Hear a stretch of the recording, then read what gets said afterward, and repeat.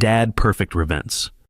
That Tuesday morning in my kitchen, when Victoria slid those papers across the table with her perfect smile, I should have known something was wrong. The way she arranged them so carefully on the worn mahogany surface, like she was dealing cards in Vegas.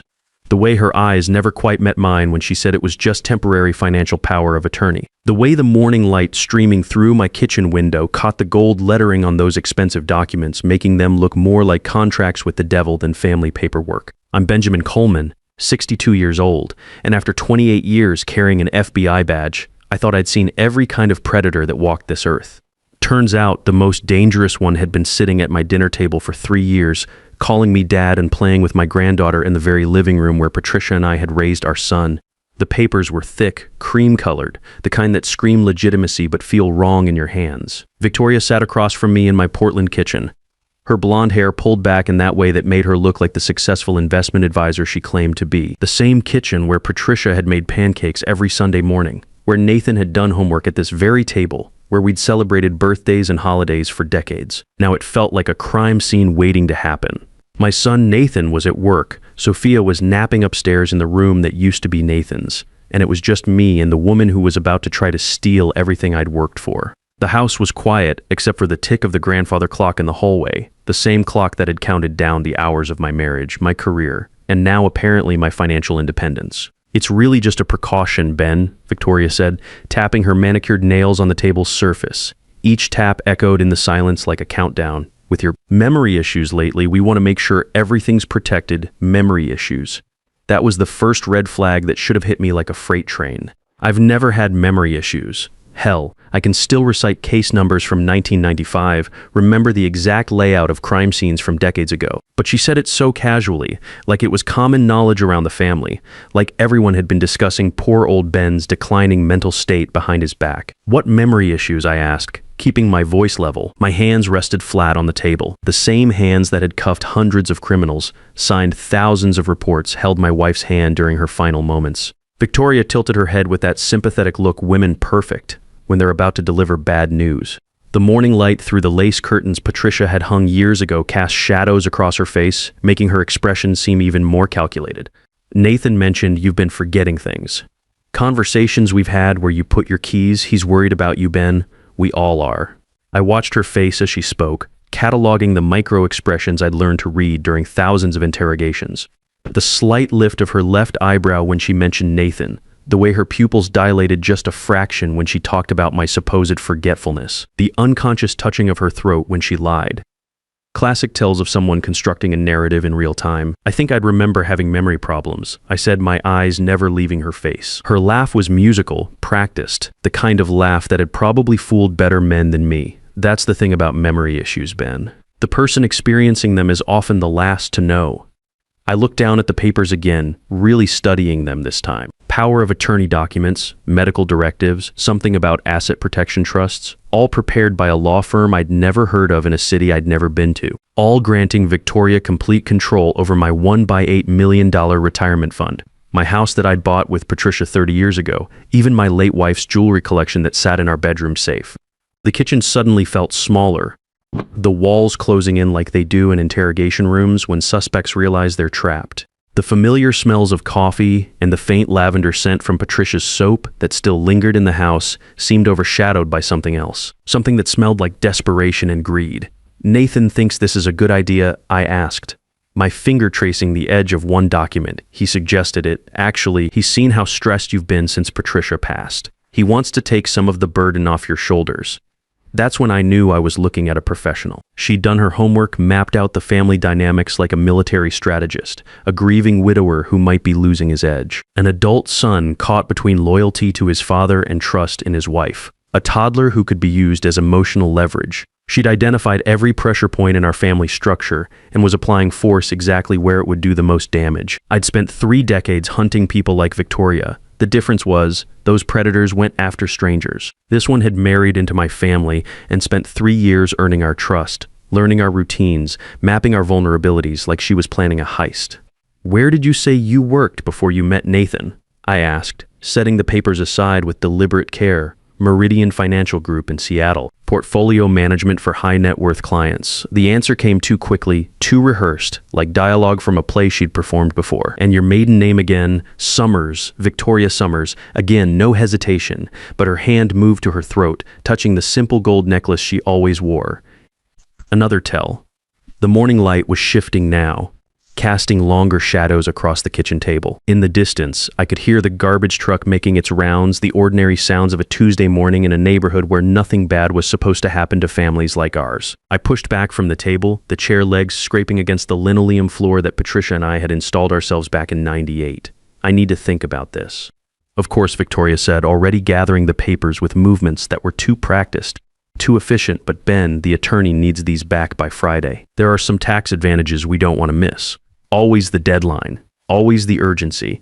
Classic pressure tactics that I'd seen con artists use 1,000 times. Create artificial scarcity, manufacture time pressure, force the mark to make decisions without proper consideration. But I wasn't just any mark. I was a mark with 28 years of federal law enforcement experience. After Victoria left, taking her expensive perfume and calculated smiles with her, I sat in my study surrounded by the familiar smell of old leather and gun oil. The room Patricia used to call my cave, where I'd worked cold cases late into the night, where the walls were lined with commendations and photos from my FBI career. I hadn't opened a case file in 3 years, but my hands still knew where everything was. The computer hummed to life on my desk, the same desk where I'd written reports that put dangerous people behind bars. I started with the basics, the kind of background check I'd run on any suspect. Victoria Summers, Meridian Financial Group, Seattle. My fingers moved across the keyboard with muscle memory, accessing databases I still had legitimate access to through my retirement credentials. Within 20 minutes, I had my answer. No such company existed at the address she'd given me. The business license she'd mentioned belonged to a dry cleaner that had been closed for 5 years. The office building she claimed to work in, it was a vacant lot where they were building condos. My heart started beating faster, the way it used to when a case broke open. That familiar rush of pieces clicking into place, of seeing the pattern emerge from the chaos. I reached for my phone and dialed a number I hadn't called in months. Jennifer Mitchell, the voice on the other end, said crisp and professional. "Jen, it's Ben Coleman." "Ben Coleman," she said, and I could hear the smile in her voice. "This better be good. I'm up to my neck in Ponzi schemes and Medicare fraud." Jennifer Mitchell had been my partner for 6 years before I retired, before she moved to the fraud division, where she specialized in financial crimes against the elderly. If anyone would understand what I was looking at, it was Jen. "I think I've got another one for you," I said, settling back in my leather chair. "And this time, it's personal." I told her about Victoria, about the power of attorney papers, about the memory issues I supposedly had. Jen listened without interrupting, the way she always did when she sensed a real case developing. I could hear her typing in the background, probably already running preliminary searches. "How long has she been married to your son?" she asked. 3 years in October. They met at some gym in downtown Portland. Long con then. These elder fraud rings are getting more sophisticated. Ben, they're not just targeting random seniors at the grocery store anymore. They're embedding operatives in families, sometimes for years before they make their move. I felt something cold settle in my chest. "You think she's part of a ring?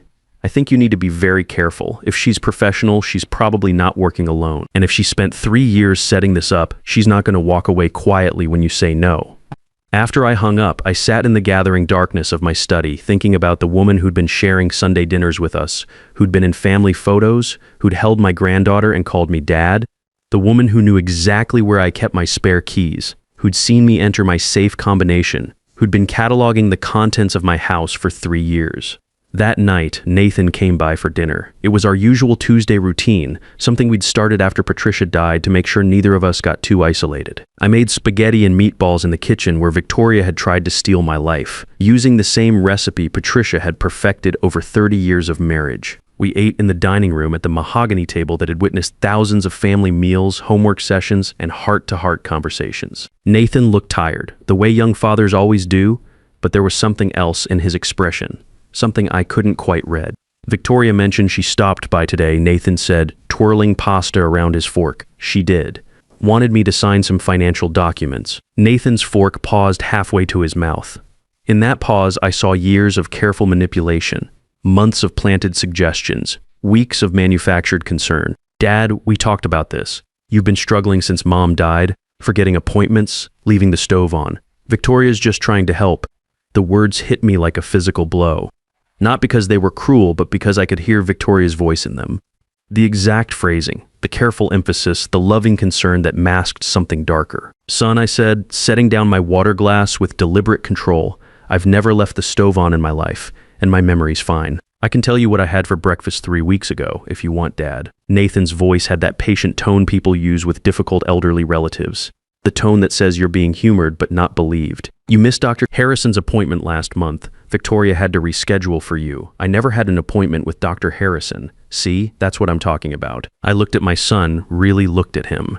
The boy I'd taught to ride a bike in the driveway outside, who'd come to me with scraped knees and broken hearts, who'd called me from college every Sunday for 4 years. Now he was looking at me like I was a stranger, like I was a problem to be managed rather than his father. The conversation with Nathan stayed with me long after he left that night. I sat in my living room, surrounded by family photos that suddenly felt like evidence in a case I was building against my own daughter-in-law.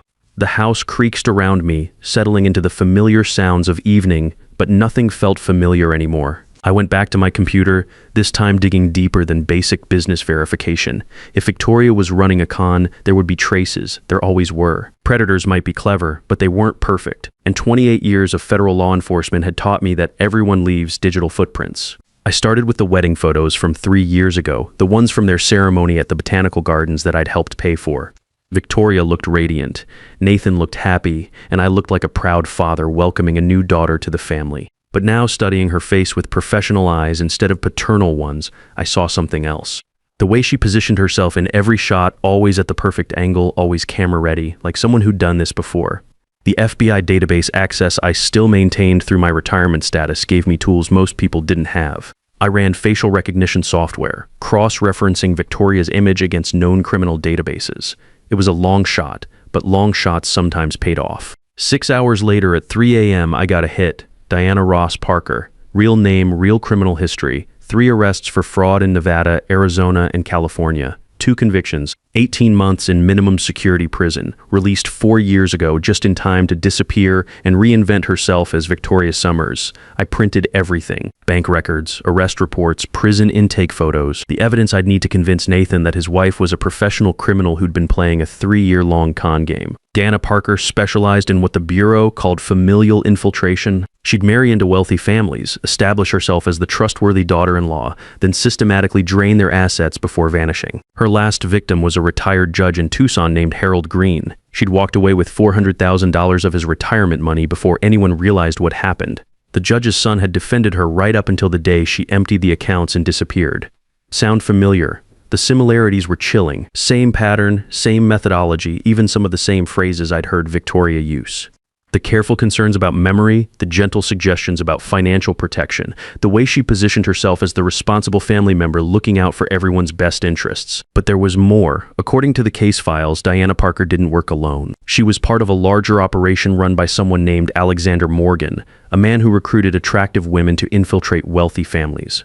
They called it marriage mining, a systematic approach to elder fraud that could take years to execute but yielded massive returns. The next morning, I called Nathan's office, but Victoria answered his phone. "Oh, hi, Ben," she said, her voice warm and concerned. "Nathan's in a meeting, but I'm glad you called. I wanted to talk to you about yesterday. I bet you did. I know this is hard. Change is always difficult, especially when we're dealing with cognitive decline. But I want you to know that Nathan and I love you, and we're going to take good care of everything." Cognitive decline. She was escalating the narrative, making my supposed mental deterioration sound more serious, more immediate, setting the stage for whatever came next. "Victoria," I said, choosing my words carefully, "I know who you are." The silence on the other end lasted exactly 4 seconds. Long enough for her to run through her options, calculate her response, decide how to play it. "I'm sorry, Ben. I don't understand. Diana Ross Parker. Born November 15th, 1992, in Reno, Nevada. Arrested for elder fraud in Phoenix, 2019. Convicted, served 18 months at Perryville Correctional Facility." Another silence. When she spoke again, her voice had changed completely.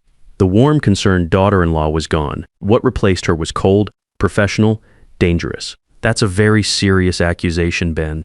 The kind that could be seen as harassment or evidence of paranoid delusions. The kind that could put you back in prison. Could, If anyone believed you, but who's going to believe a confused old man with memory problems? A man whose own son is worried about his mental state? A man who's been telling people at the grocery store that his dead wife still talks to him? I felt ice water in my veins. I'd never told anyone Patricia talked to me. I'd never even thought it, let alone said it. But somehow Victoria had planted that story in the community, created witnesses to my supposed mental decline. What do you want from my family? I want what I've always wanted. Security for Nathan and Sophia. A stable financial foundation. Your $1.8 million would go a long way toward providing that. And then what? You disappear? Take them with you? I haven't decided yet. Depends on how cooperative you are, Ben. Depends on whether you want to keep seeing your granddaughter or whether you'd prefer to spend your remaining years in a memory care facility where paranoid old men can't hurt their families with wild accusations.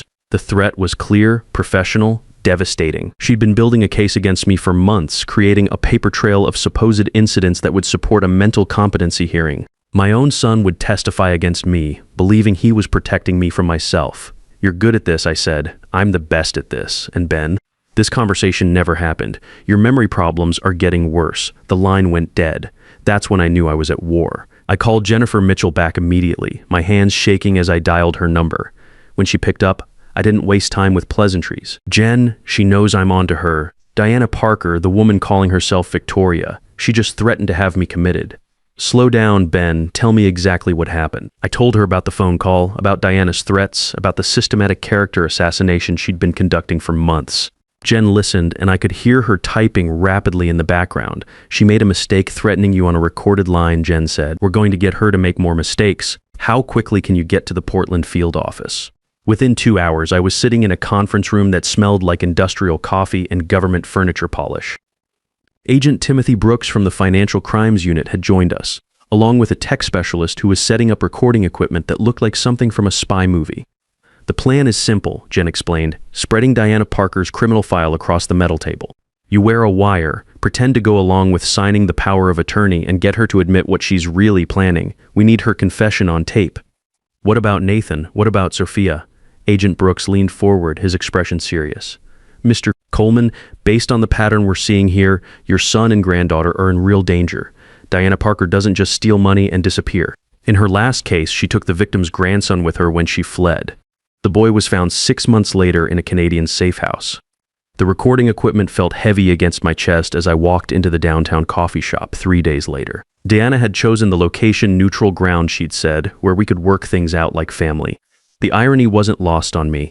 She was already there, sitting at a corner table with the power of attorney documents spread out like a contract with the devil. She'd even arranged for a notary, a nervous-looking man in a cheap suit who kept checking his watch. I'm glad you came to your senses, Ben, Diana said as I sat down. Her smile was perfect, warm, completely artificial. I want to hear it from you, I said, keeping my voice steady. What happens after I sign these? You get to be a grandfather. You get to watch Sophia grow up. You get to have family dinners and birthday parties and all the things that make life worth living. And if I don't sign, the smile faded, revealing the predator underneath.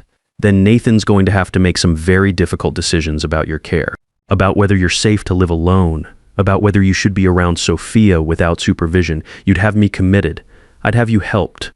There are very nice facilities for people with dementia. Ben, places where you'd be safe and cared for while your family manages your affairs. I don't have dementia. You called the police last week claiming someone had broken into your house, but nothing was missing. You've been telling people at the grocery store that your dead wife still talks to you. You tried to drive to the bank on a day when it was closed, insisting you had an appointment. These are serious symptoms. None of it was true, but it didn't matter. She'd been building a case against me for months, creating a paper trail of supposed incidents that would support a mental competency hearing. My own son would testify against me, believing he was protecting me from myself. What's the endgame here, Diana? Her hand froze on the documents. My name is Victoria. Your name is Diana Ross Parker, and you're a convicted felon who's running the same scam you ran in Tucson. She looked around the coffee shop quickly, checking for threats, for witnesses, professional paranoia kicking in. Prove it, she said quietly. I pulled out my phone and placed it on the table between us. On the screen was her mugshot from the Arizona arrest. I already have. What happened next happened fast. Diana grabbed for my phone, but I was faster. She knocked over her coffee cup, drawing attention from other customers. She started to stand, but I caught her wrist. Sit down, Diana. The FBI is already here. That's when she saw them. Agent Brooks by the counter, Agent Martinez by the door, Jennifer Mitchell at the table behind us, close enough to hear every word through the wire I was wearing. Diana's face went through a dozen expressions in 3 seconds. Shock, anger, calculation, resignation. When she spoke, her voice was barely a whisper. Nathan's going to hate you for this. Nathan's going to understand. You have no idea what you've just done to your family. But I did know I'd just saved it. The arrest was quiet, professional. No handcuffs in the coffee shop, no scene for the other customers. Diana walked out with Agent Brooks like they were old friends leaving together. But I saw her face in the window of the FBI car as they drove away. Pure hatred, focused entirely on me. Nathan took it hard. When the agents went to his house that evening to search for evidence and explain what they'd found, he called me from the police station where they'd taken him for questioning. How could you do this, Dad? She's my wife. She's Sophia's mother. Son, I need you to listen to me. Her real name is Diana Parker. She's done this before to other families. Everything I'm telling you can be verified. I don't believe you. You don't have to believe me. Believe the evidence. It took 3 weeks for Nathan to accept the truth. 3 weeks of financial audits showing how Diana had been slowly draining accounts he didn't even know existed. 3 weeks of testimony from her previous victims, elderly men who trusted their daughters-in-law and lost everything. 3 weeks of evidence that the woman he'd loved was a professional predator who targeted our family from the very beginning. When it was over, Diana Ross Parker was sentenced to 15 years in federal prison. Her accomplice, Alexander Morgan, got 20. The elder fraud ring that had provided her with false identities and financial backing was dismantled, but the damage to families like ours would last forever. The hardest lesson I learned wasn't about spotting predators, it was about accepting that sometimes the people who hurt us most are the ones we invite closest to our table. And the only way to protect your family is to trust your instincts even when everyone thinks you're wrong.